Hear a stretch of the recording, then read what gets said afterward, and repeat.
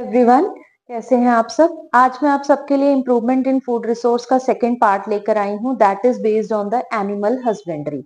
हमने first part में पढ़ा था कि कैसे हम क्रॉप यील्ड्स को इम्प्रूव कर सकते हैं, क्रॉप वेराइटी इम्प्रूवमेंट के लिए क्या क्या हम मेथड लगा सकते हैं, हाइब्रिडाइजेशन हो गया, use of manure and fertiliser हो गया, और साथ में हम कैसे स्टोरेज के टाइम पे होने वाले लॉसेस से अपनी फसलों को बचा सकते हैं। आज हम पढ़ेंगे कि एज एन एनिमल जो हम यूज करते हैं फूड रिसोर्स को, उसके अंदर हम कैसे नई वेराइटीज ला सकते हैं, या हम उनके फूड रिक्वायरमेंट के हिसाब से अगर उन्हें अच्छा फूड देंगे तो वो कैसे हमारे लिए हेल्पफुल होगा, और हम उनको डिजीज से अगर रेजिस्टेंट बनाएं तो उससे हमें क्या क्या बेनिफिट होने वाले हैं। तो आज का हमारा टॉपिक है animal husbandry. Animal husbandry is the scientific management of animal live stock. Animal live stock को साइंटिफिकली मैनेज करना, यानी कि उनको प्रॉपर वेंटिलेशन देना, उनको प्रॉपर डाइट देना, उनको वैक्सीनेशन देना टाइम टू टाइम पे, और जब वो बीमार हो जाए तो उनकी उस तरीके से मैनेजमेंट करना, उस तरीके से उनकी देखभाल करना, वो सारा आता है हमारा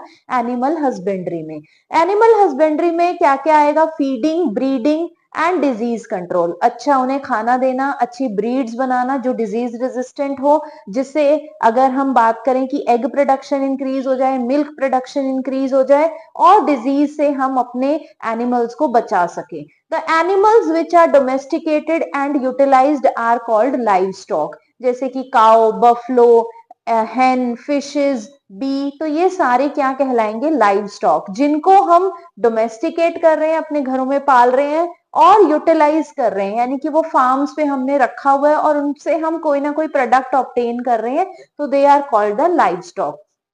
सबसे पहले आता है कैटल फार्मिंग। कैटल में आते हैं हमारी काओ और बफलो।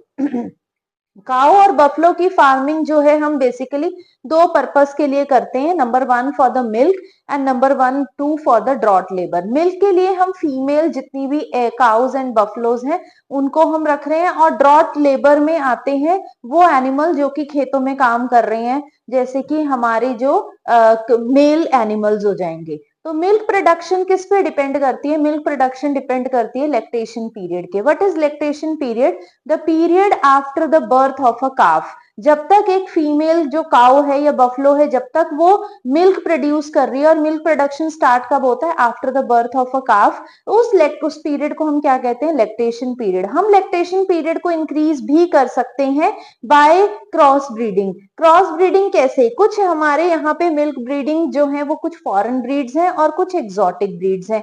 फॉरेन ब्रीड्स में हमारी आती है जर्सी और ब्राउन स्विस। ये जो ब्रीड्स हैं इनके जो मिल्क प्रोडक्शन है ये बहुत ज्यादा है, बट जो हमारी एग्जॉटिक ब्रीड्स है जैसे कि रेड सिंधी और सहीवाल, ये जो ब्रीड्स हैं इनको ये जल्दी से बीमार नहीं होती। तो हमने क्या किया? हमने इन दोनों को क्रॉस ब्रीड किया, तो जिससे जो भी इंडिविजुअल प्रोड्यूस होंगे, number 1 they will yield the better quality and quantity of milk, number 2 they will be disease resistant. तो इससे हमारे डबल फायदा हुआ। तो यहाँ पे क्रॉस ब्रीडिंग जब हम कर रहे हैं तो यानी कि we are doing the scientific management.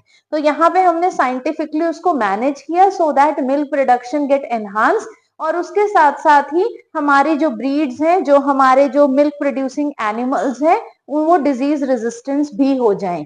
Milk producing animals को क्या बोलते हैं? Milch animal. और जो ड्रॉट लेबर का काम कर रहे हैं उन्हें हम बोलते हैं ड्रॉट एनिमल।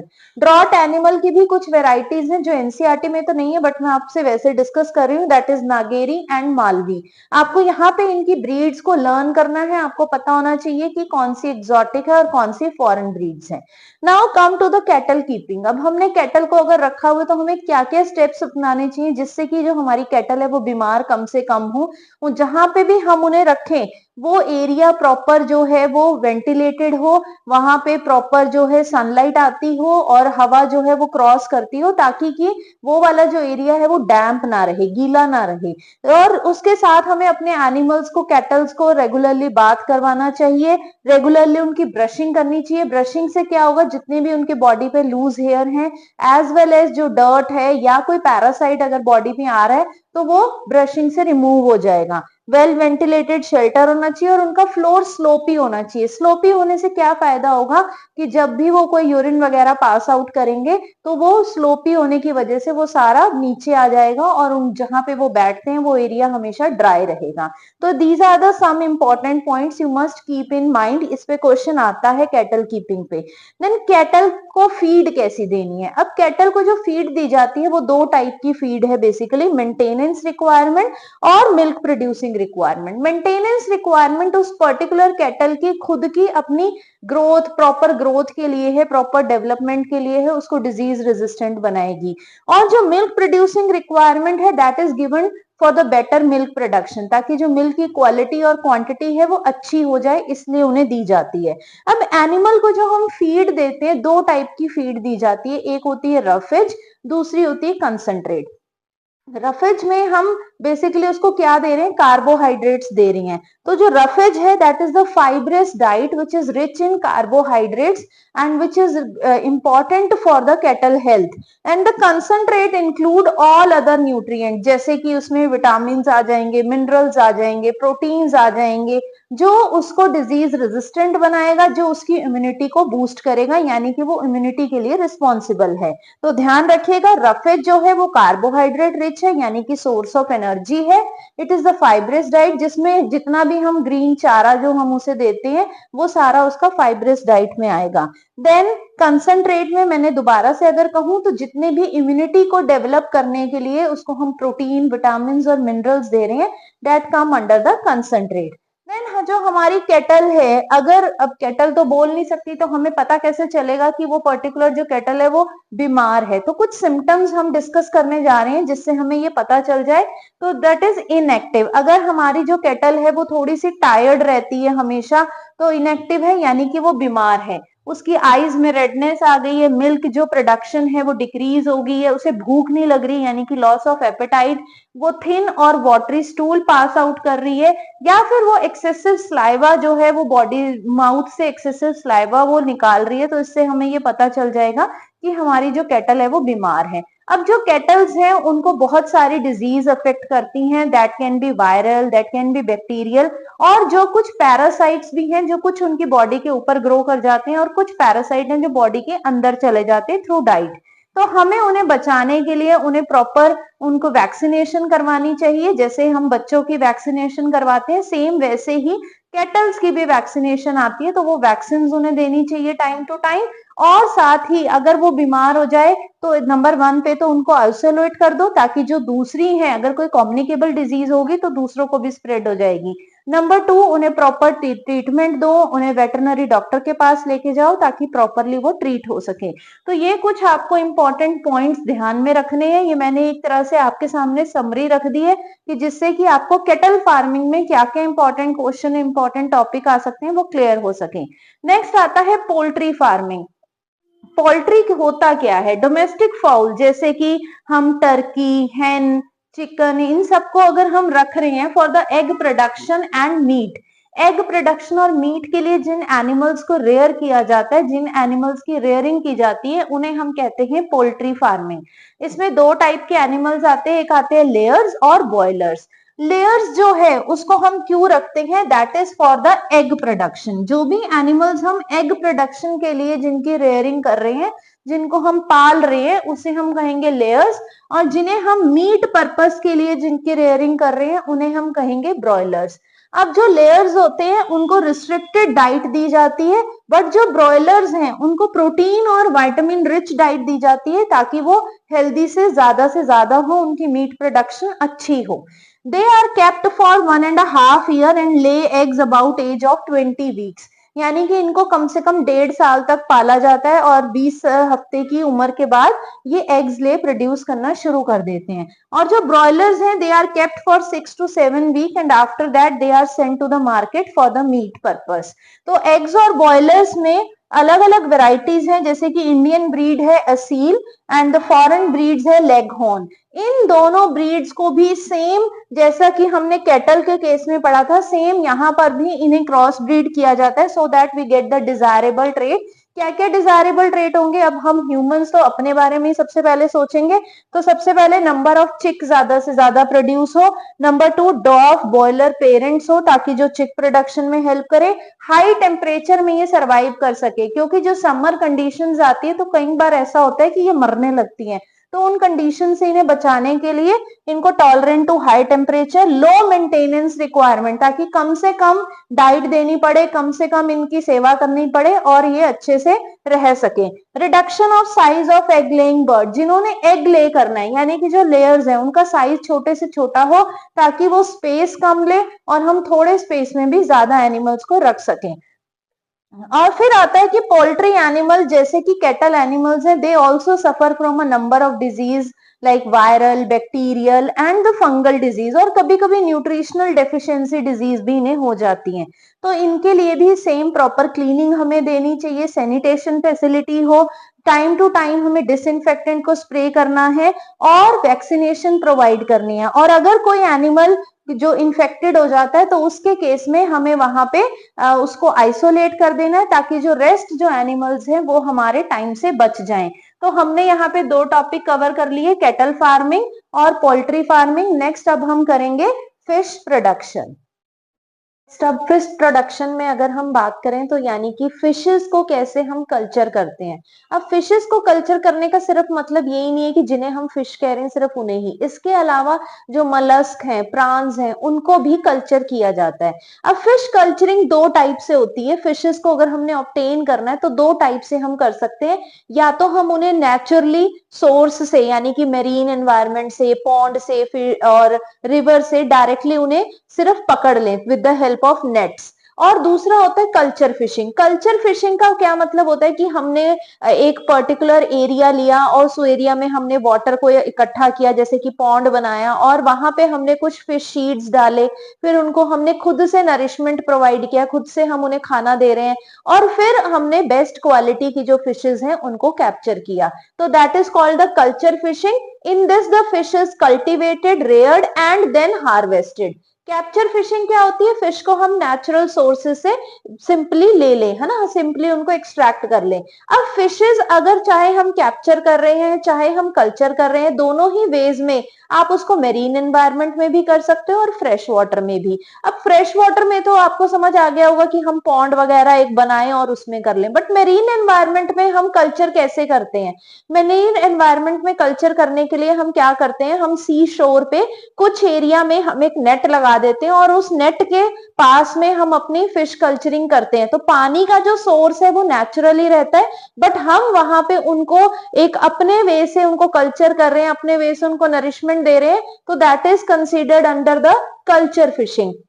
मरीन फिशरीज में fish are caught in the seas और इनलैंड में fish are caught from the fresh water. अब मरीन एनवायरनमेंट कोस्टल हो सकता है, ऑफ शोर हो सकता है और डीप सी, कुछ भी हो सकता है। और दीज में बी पॉन्ड, रिवर और even the brackish water. Brackish water is that water जो कि सी वाटर होगा यानी कि सेलाइन वाटर होगा, आगे जाके वो रिवर में कहीं ना कहीं इंटरमिक्स हो जाएगा, तो that is called the brackish water, जो कि इनलैंड फिशेज में आती है। बहुत इंपॉर्टेंट चीज है, कौन कौन सी हम जो फिशेज है एक्सट्रैक्ट करते हैं through the marine fisheries, that include the Bombay ducks, tuna, sardines, they are caught from the sea. But जो इनलैंड फिशेज में जो आती हैं that is rohu, catla, mrigal and chitals, ये जो है हम ये फ्रेश वाटर रिसोर्सेज से कलेक्ट करते हैं। मरीन फिशरीज में फिशेस को लोकेट करने के लिए हम सोनार को यूज करते हैं, जिससे कि हमें पता चलता है कि कहाँ पे बहुत सारी फिशेस हैं, तो हम उसके थ्रू हम उसको कलेक्ट कर सकते हैं।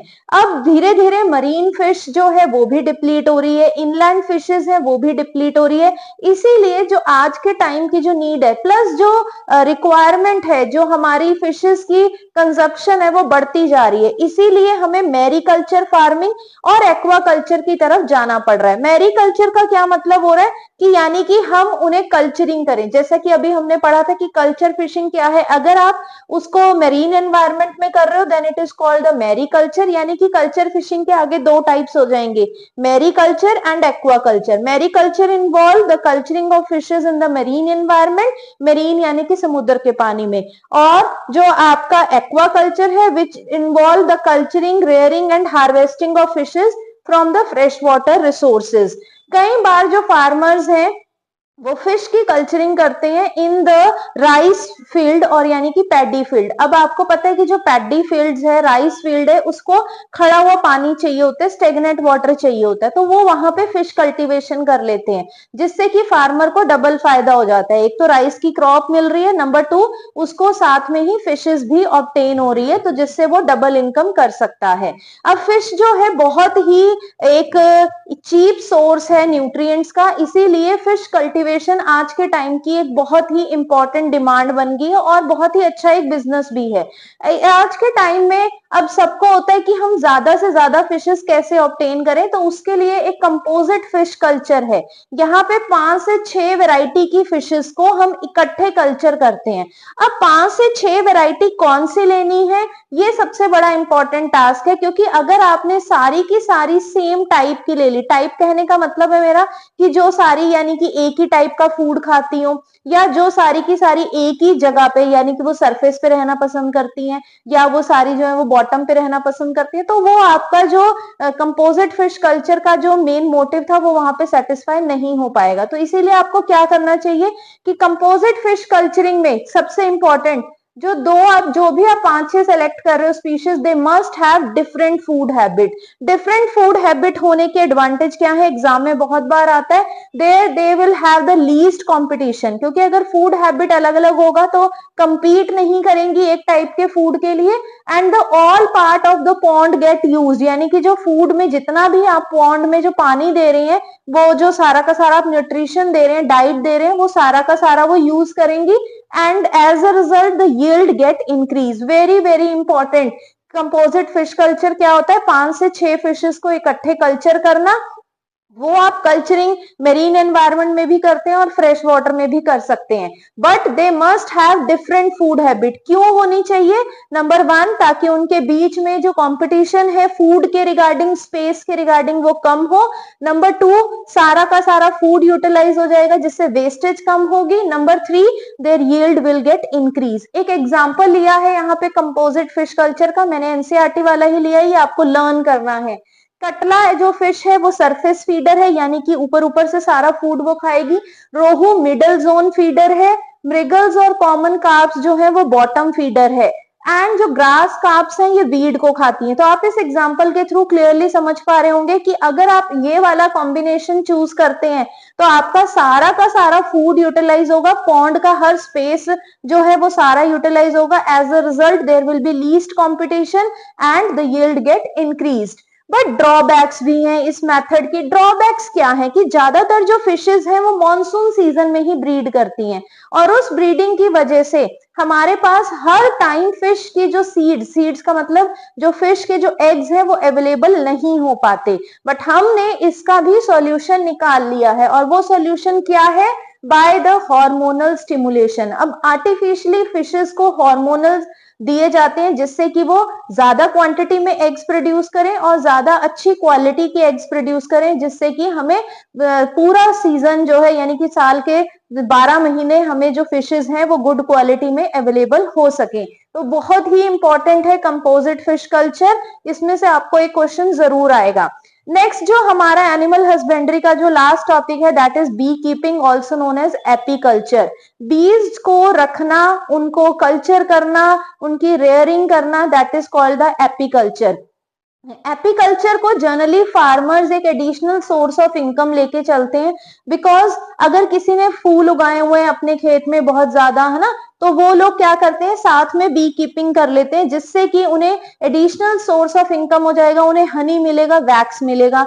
हनी तो हम आपको पता ही है कहाँ कहाँ हम यूज करते हैं, बट वैक्स जो है that is also a most important source, जहाँ जो कि बहुत सारे मेडिसिनल प्रिपरेशन में यूज होता है, जो बहुत ही सारे जो ब्यूटी प्रोडक्ट्स में वैक्स का यूज किया जाता है। तो अब इंडियन वेराइटीज हैं बहुत सारी जो बीज की, वो है Apis cerana indica, also known as Indian bee, Apis dorsata, rock bee, Apis florea, little bee. तो आपको इनमें से एटलीस्ट एक इंडियन बी का नाम पता हो, और इटालियन बी तो आप सबको पता ही होनी चाहिए, that is Apis mellifera. Apis mellifera ये वो बी है जो commercially even in India use होती है फॉर द हनी प्रोडक्शन। अगर कोई लार्ज स्केल पे हनी प्रोडक्शन करना चाहता है तो वो एपिस मेलिफेरा को ही चूज करेगा। क्यों एपिस मेलिफेरा को यूज किया जाता है? बिकॉज इसकी हनी कलेक्शन जो कैपेसिटी है वो बहुत ज्यादा हाई है, और ये स्टिंगलेस यानी कि ये हमें डंक कम मारेगी, और ब्रीड वेरी वेल यानी कि बहुत ज्यादा इंडिविजुअल ये प्रोड्यूस करेगी।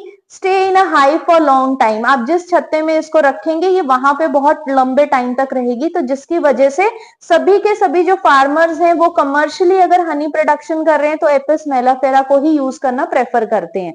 अब हनी की क्वालिटी अगर हम देखते हैं कि कई बार किसी हनी का कुछ टेस्ट होता है तो किसी का कुछ और होता है, वो क्यों? वो डिपेंड करता है जो जहां पे भी हमने बीज को रखा हुआ है उसके आसपास कौन से टाइप के फ्लावर्स अवेलेबल हैं। अगर फ्लावर्स ऐसे होंगे जिसमें गुड क्वालिटी ऑफ नेक्टर होगा, स्वीट नेक्टर होगा, तो वो वहां पे जो हनी होगा वो बहुत ही ज्यादा स्वीट इन नेचर होगा। Number 2, it also depend on the pasturage, यानी कि जो आसपास का एरिया है जहां पे बीज जा रही है तो वो उस पर भी डिपेंड करेगा। तो ये हमारे various type of animal husbandry के अंदर हमने कैटल पढ़ ली, हमने फाउल्स वगैरह का पढ़ लिया, देन हमने थर्ड फिश प्रोडक्शन का पढ़ा, एंड लास्ट हमने पढ़ा एपीकल्चर। तो इसमें से आपको क्वेश्चन जरूर आएगा, जो मैंने आपको इंपॉर्टेंट टॉपिक्स बताए हैं उन पे ध्यान दीजिएगा। आपको ये वीडियो कैसी लगी कमेंट सेक्शन में जरूर बताएं। Thank you.